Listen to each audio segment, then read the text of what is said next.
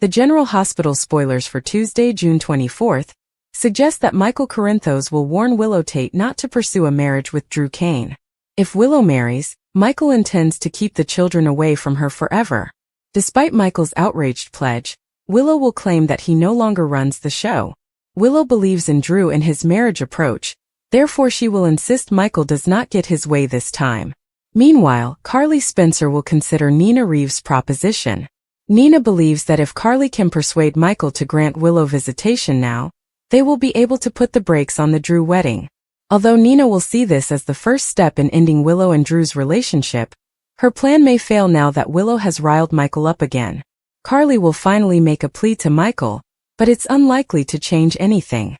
Willow doesn't understand how dangerous and deceitful Drew is, so Michael will need to put his foot down. Next, let's discuss the aftermath of Tracy Quartermain's news conference.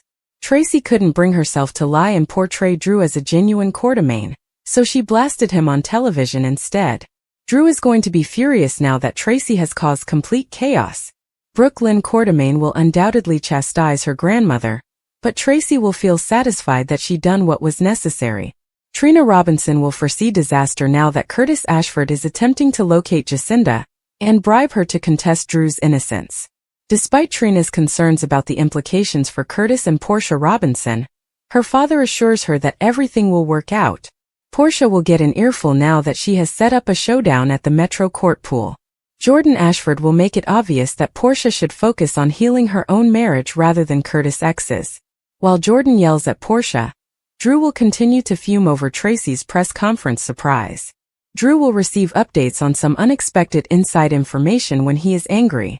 Will Kai Taylor reveal what he overheard at Curtis and Portia's home? Kai is aware of Curtis' scheme to bribe Jacinda, thus Drew may learn about it too soon. On the Metro Court patio, Lucy Coe appears to be willing to assist Jen Sidwell. Lucy, Sidwell, and Marco Rios will be gathered around a table when Lucy mentions that she might still make it happen. Whether it's Sonny Corinthos, the deception business, or anything else, Lucy will be full of confidence as usual. Regardless, General Hospital rumors indicate that Sidwell may take more serious actions against Sonny shortly, which may spell bad news for the Corinthos family. Tracy Quartermain had never shied away from control. She thrived on turmoil, as long as she orchestrated it herself. For decades she'd manipulated the pieces around the Quartermain estate like a master chess player, never letting anyone know where they stood with her. Her return to Port Charles had revived old tensions and revealed fractures that the rest of the family had worked hard to conceal. But Tracy had returned for leverage, not sentiment or legacy, and her notion of family unity came at a high cost. She entered with measured precision, right into the thick of ELQ's newest boardroom crisis. While Ned suffered with persistent amnesia and the Edward character that occasionally reappeared, and Brooke Lynn attempted to keep the family business together without losing herself, Tracy saw only opportunity. She questioned judgments, sabotaged plans, and expected unwavering commitment. Her acts were not random. They were multi-layered and deliberate. What the other Quartermains regarded as pandemonium, she saw as strategy. Disruption was how she achieved results. Tracy's involvement extended beyond business. Her intrusion into the personal life of her family members was as intense. She had comments about Brooke Lynn's engagement, Leo's education, and Olivia's continued insistence on maintaining calm during Sunday dinners. Nothing escaped her observation, and everything was a war. Despite the nasty remarks and boardroom battles, Tracy was hiding something much more than a desire to restore her interest in ELQ. At the same time, Lucy Coe was caught up in a circumstance that mirrored the most hazardous chapters of her life. Her infatuation with Martin's secrets had grown deeper, darker. Lucy couldn't stop herself from spiraling after learning about Martin's payments from his ex-wife, and the veiled threats concerning his Pine Valley connections. It was as if she was being drawn into a web spun by someone considerably more terrible than she had imagined. It started with a whisper, literally. A late-night message slipped under her door at the Metro Court, unsigned and chilling. "You think you know who you're sleeping beside?" Lucy laughed it off at first, believing it was Valentine or Anna playing games again. However, the message was followed by a second note, and then a third. Each one is more specific. They referred to periods, locations, and phrases Martin had used in private. Someone was observing her. Not only her, her link to deception, her recent comeback to the spotlight, and her preparations for the nurse's ball. Everything was being scrutinized. Lucy did not inform Martin. She didn't want to create more friction or appear paranoid. Instead, she attempted to collect information on her own. She requested favors from folks she hadn't spoken with in years. Old flames and erstwhile adversaries. It all led to one conclusion. Someone from Martin's past was after them both.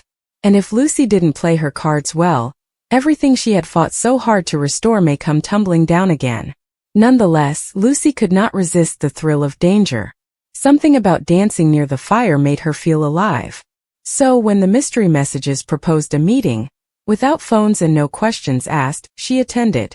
The setting was a warehouse near the docks, the type of place that had witnessed more secrets and carnage than any single individual could remember. The individual she met there did not meet her expectations. It was not a jealous ex or a corporate saboteur. It was Tracy. Lucy's heart nearly stopped as the older woman emerged from the shadows, haughty as usual. Tracy had devised the entire intimidation campaign to test Lucy's loyalty, to see if she would break under strain or expose what she knew about Martin and his finances. It had been a game but with serious consequences. Tracy sought access to deception. She regarded the company as a growing asset and planned to acquire a piece of it, even if it meant coercing Lucy into selling it. "You're not a fool, Lucy," Tracy stated quietly. "But you've always had a thing for men who hide secrets. And now you're paying for it." Lucy could barely breathe. The entire setup was clever, horrifying, and very intimate. Tracy had exposed her vulnerabilities in order to advance her career. But Lucy was not willing to give up deception without a fight. Not after everything she'd done to restore it from the ashes. "This isn't going to end the way you think it will," Lucy declared, her voice trembling but adamant. Tracy just smiled. "It never does." Carly Spencer, on the other hand, was dealing with a personal struggle that had nothing to do with business warfare or hidden identities, but rather with her emotions. Michael had grown increasingly aloof after the recent round of betrayals involving Sonny and Nina, as well as the ongoing consequences from the SEC scandal. Carly had always been Michael's staunchest supporter, but she could sense his animosity growing. Not only for Sonny and Nina, but for the entire universe that had always defined him. He was slowly but steadily pulling away, spending more time at Aurora and taking less interest in Corinthos' family concerns. Carly was concerned that his pain and pride were pushing him to a future with no attachments, potentially cutting off not only Sonny but also her. Carly couldn't bear the notion of watching her family fragment more, especially because Willow was still healing from her sickness and was already emotionally delicate. So she did what she loathed to do. She begged. Carly arrived at Michael and Willow's gatehouse late one evening, after Donna had gone to bed. Willow was not home. She was back at GH, this time volunteering in the pediatric unit. Michael appeared shocked to see his mother, but not furious. Just exhausted. Carly asked if they could speak, and he motioned her inside. She did not waste time. She left it all out there. Her anxieties, her guilt, her plea for Michael to let go of some of the resentment he still felt for Sonny. "I know he hurt you," she explained. "I know he took decisions that you disagree with. But he is still your father. For better or worse, he still loves you." Michael shakes his head. "Love doesn't undo what he did." "No," Carly answered. "It does not. But forgiving is not about undoing. It is about healing." Michael did not answer at first. His gaze was fixed on a photograph of Wiley on the fireplace mantel. The silence lasted so long that Carly nearly gave up. But then he spoke, his tone low. "I don't know how to trust him again." "You don't have to trust him right away," Carly explained gently. "You just have to stop punishing yourself by carrying all this weight." Michael sighed and ran a hand over his hair. "You make it sound so simple." "It's not," she acknowledged. "But it is necessary. Because if you don't, you'll turn around one day and realize the folks you pushed away are no longer there." She did not intend it as a threat. She meant it as a truth derived from experience. Carly had done it, driven people away, erected walls too high to climb, and convinced herself she was better off alone. However, loneliness was not a sign of strength. It was a prison. Michael didn't respond. He simply stared at her, and Carly saw the youngster he once was. full of potential, heartache, and bewilderment. For the first time in a long time, she suspected he was listening. Back at the Quartermain estate, Brooke Lynn found herself caught between her father's rehabilitation and Tracy's plans. She wanted to protect Ned and help him restore himself after months of dealing with the Ned/Edward identity problem. But Tracy was making it almost impossible. She undercut everything Brooke Lynn sought to do, overruling her in meetings, dismissing her proposals, and questioning her allegiance. Brooke Lynn finally snapped at a heated family dinner. "Why are you here, Tracy? If you dislike the rest of us so much, why not return to Amsterdam and torture someone else?" Tracy did not flinch. "Because it's my family. And if you don't like how I manage things, perhaps you should consider who gave you your seat at the table." Lois stepped in enraged. "Tracy, you can't bully her into submission. Not anymore." But Tracy's claws dug in deep.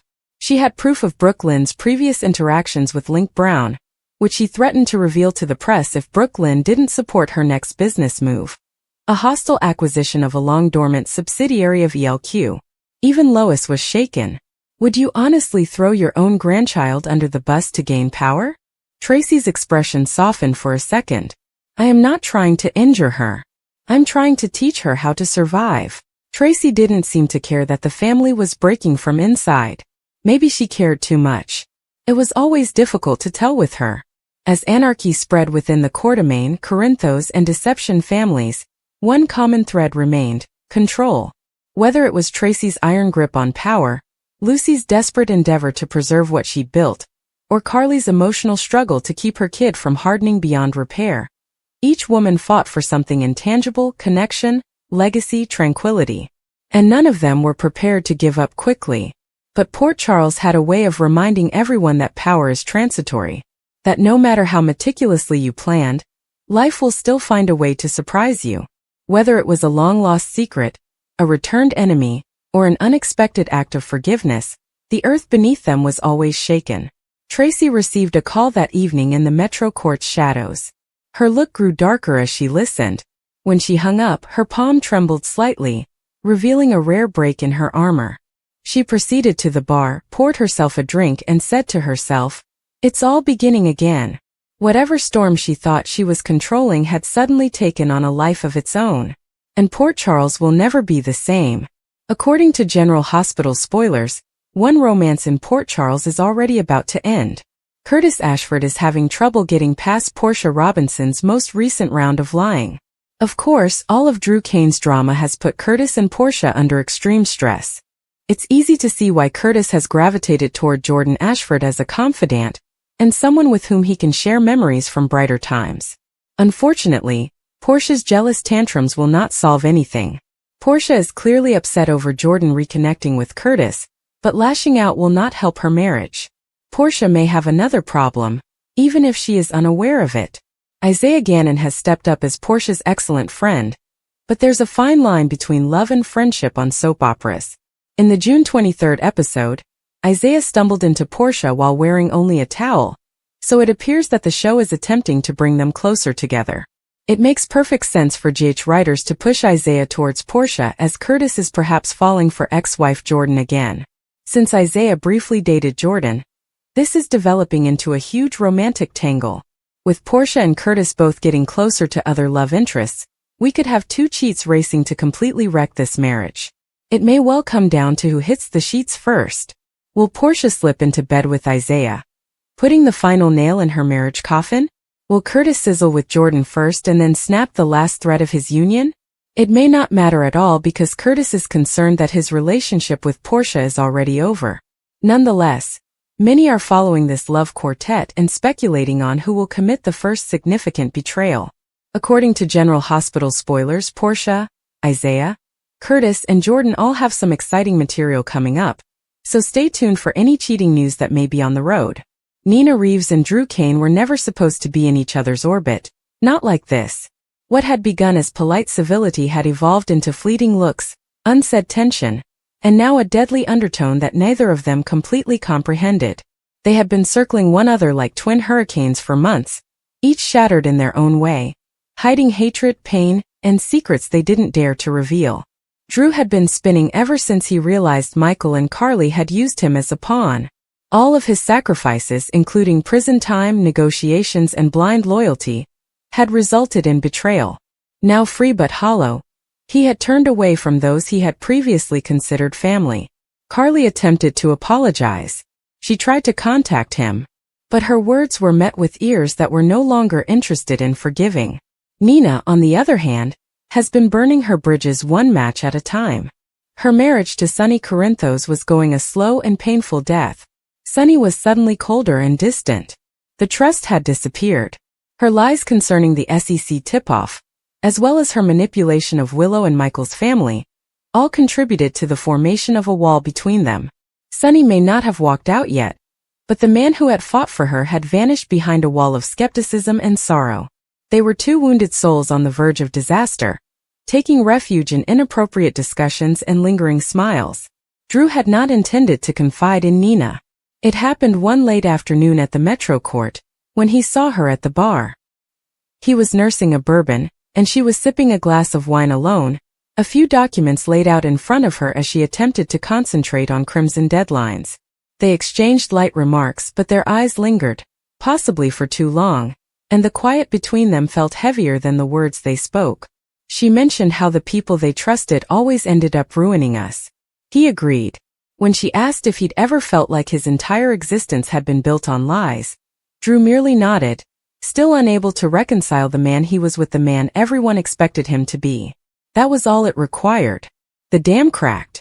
Over the next 2 weeks they kept stumbling into one another, some meetings on purpose, some not. They started sharing more stories of regret, anguish, and betrayal. Nina informed Drew about the developing quiet between her and Sonny, how she couldn't look at him without seeing judgment in his eyes. Drew explained to her how Carly chose secrets above honesty, loyalty to Michael over collaboration with him. The more they spoke, the more the lines blurred. It wasn't physical, not yet. However, the emotional connection was evident. They were telling each other about their spouses, disappointments, and disillusionments. That kind of link does not remain harmless indefinitely. Meanwhile, across town, Sonny was conducting his own soul-searching. He had sensed Nina slipping, and that didn't sit well with him. But pride prevented him from reaching for her. Too many broken promises and unresolved rage. If he was being honest, he was already reverting to old patterns. A calm drink with Ava here, a too-long talk with Natalia there. Ava Jerome had long been considered dangerous territory. She knew Sonny in an awkward and seductive way. She didn't mince words or flinch at his darkness. When she confronted him, it didn't feel like judgment, but like fire. And lately, that fire seemed to be more appealing than the frigid distance of his marriage. After yet another difficult dinner with Nina in which neither of them said what they actually wanted to say, Sonny found himself in Ava's gallery. She poured him a drink, let him vent, and then sat near enough for him to smell the faint traces of her scent, which was familiar, teasing, and reminded him of all he used to seek. The two of them formed a powder keg. They both knew it. Drew and Nina returned to the Metro Court and drank a bottle of wine in an unbooked suite. It began with laughing, followed by a confession. Drew stated that he occasionally pondered what his life would be like if he had never risen from the grave. If he had not been persuaded into becoming a weapon. If he had not fallen for Carly. Nina did not answer immediately. Then she muttered, "I'm thinking about that too. What life would have been like if I had made different decisions. If I had avoided Sonny. If I had been stronger." They both kept quiet for a long time. The quiet was not empty. It was heavy with what they didn't say. Then Drew stretched for her hand. It was harmless at first. Comforting. Familiar. But when she didn't back away, something changed.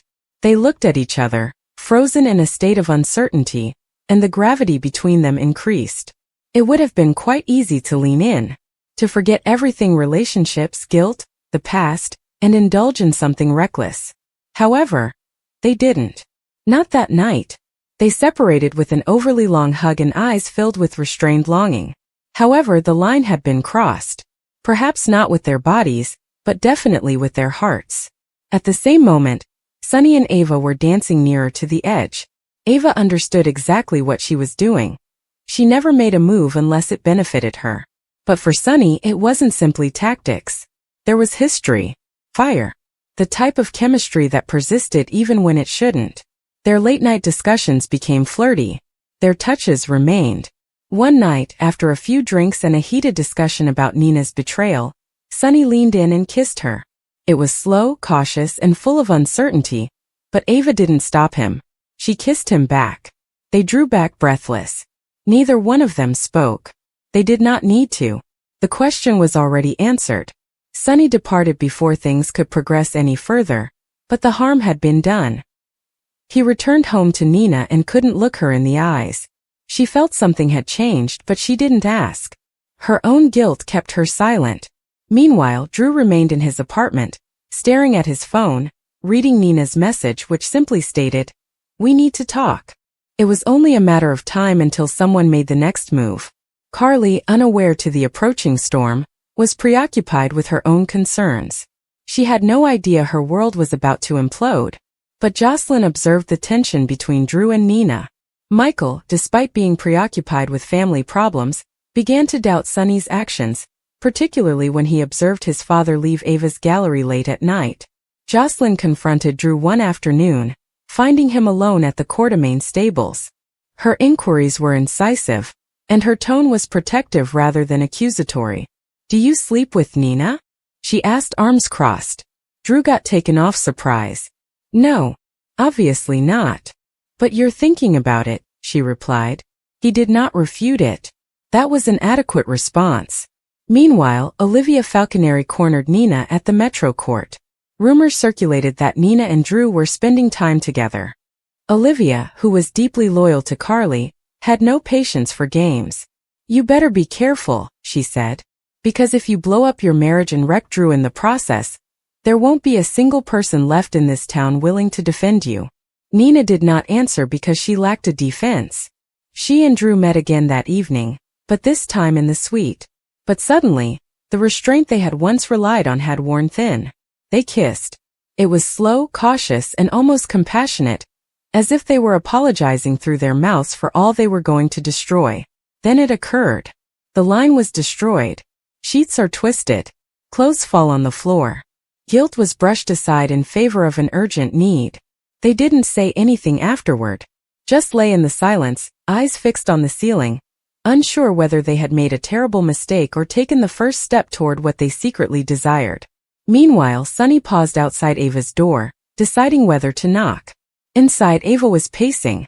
She hadn't heard from him in days, but she felt a shift. She understood what he was thinking. When the knock came, she just opened the door and moved aside. This time there was no hesitancy. Sunny walked in. She closed the door. And the rest happened in silence. The news did not break all at once. But it did not take long for fissures to appear. Drew began avoiding Carly. Nina became chilly at home. Sunny remained emotionally detached. Ava seemed arrogant in a way that only Carly recognized, the way she always appeared when she had a secret worth keeping. Brooklyn was the first to say it aloud. She overheard Ava and Austin discussing something cryptic but apparent. She pulled things together and informed Chase. From that, the dominoes fell quickly. Carly learned the truth in the worst way possible. Not from Drew or Nina, but from Willow. She had overheard Nina on the phone apologizing for that night, and persisted until the entire tale was revealed. Carly was shattered. Not just Drew but Nina again. She raced into the Metro Court and accosted them both in front of the crowd, tossing a drink in Drew's face and slapped Nina so hard it echoed. Sunny's affair was revealed only a few days later, thanks to Dex, who learned about the Ava link and informed Michael. Michael, outraged on both sides, addressed his father in public. Everything burst. 2 marriages had ended by the time the dust settled. Sunny had moved in with Ava. Drew left Port Charles for a business retreat, stating he needed space to rebuild. Nina, once again the town pariah, was treated coldly at every step. And Carly? She stood in the midst of it all, a woman spurned twice over. But she didn't stay down long. She dried her tears, straightened her spine, and quietly began plotting her next move, not simply to rebuild but to climb. Because in Port Charles, betrayal never ended. This was simply the beginning. General Hospital spoilers for Tuesday, June 24th state that Jordan Ashford will respond to Portia Robinson, who just confronted Curtis Ashford's ex after witnessing a close encounter between them. Jordan, on the other hand, will will believe that Portia should be a woman and step up. If Portia wants to save her marriage, Jordan will feel compelled to work on rebuilding trust with Curtis and healing the damage. Meanwhile, Tracy Quartermaine will continue her tirade at the stalled press conference. Drew Kane will undoubtedly be furious now that Tracy has openly accused him of framing her and demanded that he be removed from office. Tracy could go even further and reveal Drew's passionate experiences with Nina Reeves, but it appears she will keep that stunner for another time. Whatever the case, Drew is expected to receive some insider information following the press presentation. Will Kai Taylor reveal that she overheard Curtis plotting to find Jacinda and bribe her to speak out against Drew? At the gallery, Trina Robinson will admit that she believes Curtis is making a mistake.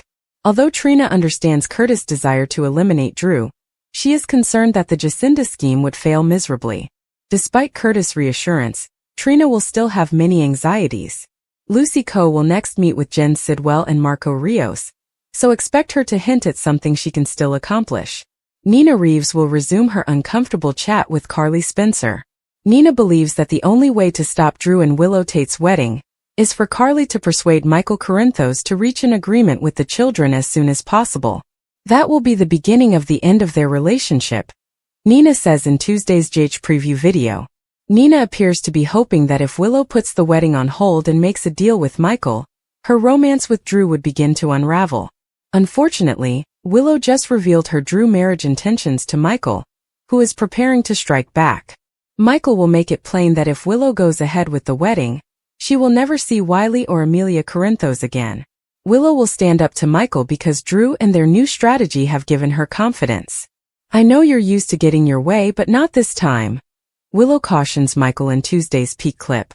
Although Carly will make a plea to Michael later and possibly try to prevent this from escalating, Michael will remain enraged with Willow. Willow had been quiet recently, too quiet for Michael's liking.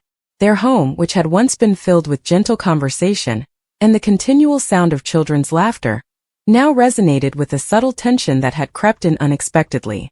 Michael had attempted to dismiss it at first, blaming it on weariness or the emotional weight of their recent months, the drama with Nina, the court fights, and the illness that had almost killed Willow. But as time passed, he couldn't deny what was happening. Willow was pulling away from him, and the reasons were becoming increasingly disturbing. It started one night when they were cleaning up after dinner. Willow was washing dishes while Michael dried, and they casually discussed Wiley's school project. The moment was simple, even pleasant, but it did not last. Michael added that he had spoken with Drew earlier about ELQ and a prospective expansion, but it was a throwaway comment that he didn't expect to elicit any response. Willow, on the other hand, stood motionless, her hands still in the suds and her gaze remote. Michael noticed right away. What is it? Willow cleaned her hands and faced him with a calm intensity in her expression. Michael, I want to ask you something, and I want you to be open with me. He nodded, realizing her earnestness. Of course. Are you withholding something from me? What about Drew, Nina, or Carly? He wasn't expecting the inquiry. He opened his tongue to refute it. His impulse was to shield her from the stress that had almost destroyed her previously. But Willow was not asking as a frail woman on the mend. She was asking as a mother, wife, and woman who had had it. I'm not lying to you, Michael explained gently. But there are complications. Willow stepped back. That is not an answer. What complications? Michael sighed and cleaned his hands with the dish towel. It's about SEC stuff. There has been movement behind the scenes. Drew might be in more danger than we thought, and Nina.